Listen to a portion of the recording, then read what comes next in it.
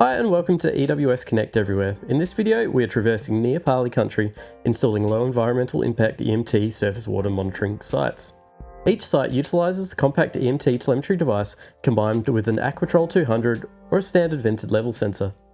We'll also demonstrate flexible mounting options by mounting the device onto a tree and retrofitting to an existing flood pole.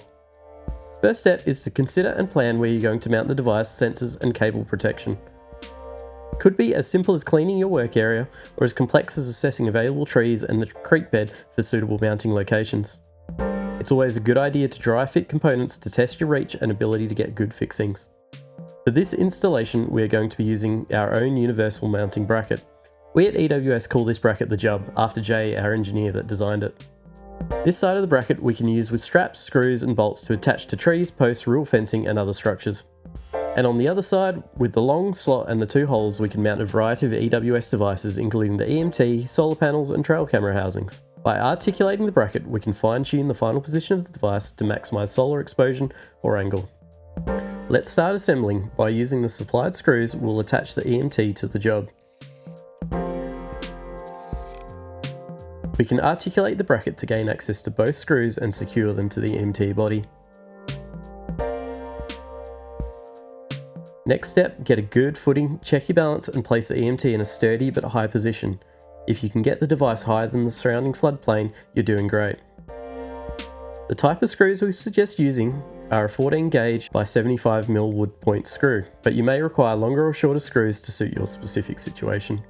It's also possible to use uniclamp, bandit strapping or even ratchet straps with the Jub if screws are not allowed to be used. Install the first screws to the right side of the bracket by moving the Jub all the way to the left hand position. Then articulate the EMT to the right hand position to fasten screws on the left hand side. Of course, if you're left handed, it may be preferred to do this step in reverse. Next, it's a good idea to protect the cable in some poly pipe or PVC. 25 to 40mm internal diameter is usually sufficient for most sensor types. Though if your sensor is larger or smaller, you may require a different diameter. Dry fit this in position and cut to length. It's okay to still be a little too long, as you can always cut it again later. Next, working from the bottom up, you can attach the horseshoe clamps to the tree or strapping as mentioned before. We generally recommend placing a fixing or strap every 600 to 900mm or at major bends and changes of direction. If the sensor is housed inside the pipe, it's a good idea to drill a few drainage holes as well. This will allow water to freely move around the sensor.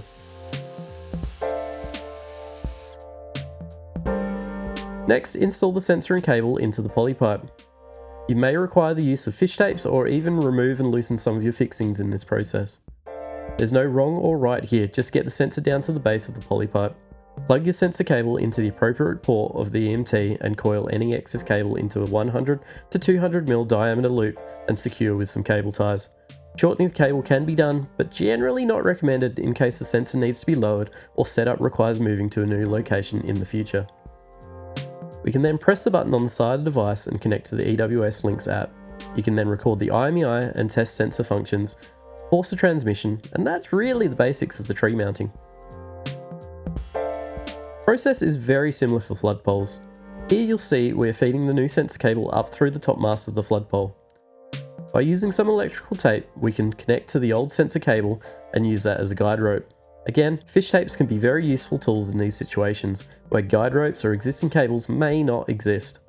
Luckily, the design of this pole allows us to simply place the sensor in the base of the pole. You'll also need to leave a little bit of slack in the elbow of the pole, but not too much.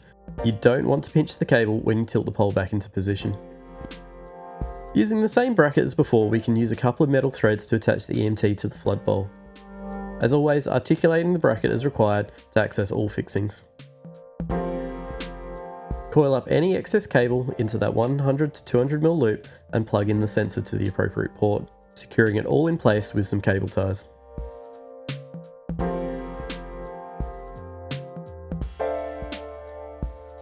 Also, you can see us adding the dust plugs to the unused cable ports. Before lifting the pole, turn on the device with the press button and connect with the EWS Links mobile app. Record the device's IMEI, run any sensor checks, and send a forced transmission. Please see the EWS Links Quick Start Guide for details. Finally, we'll raise the pole into place, tightening any bolts and securing the safety chain.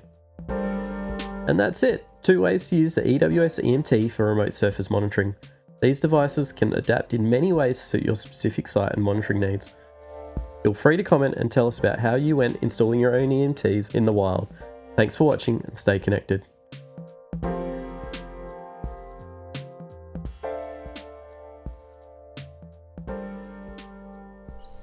If I had energy, I'd say, do you want me to go and perch on that rock? I don't really want to. Save it for now, eh? Yeah, I think everything today is just save it, because cook.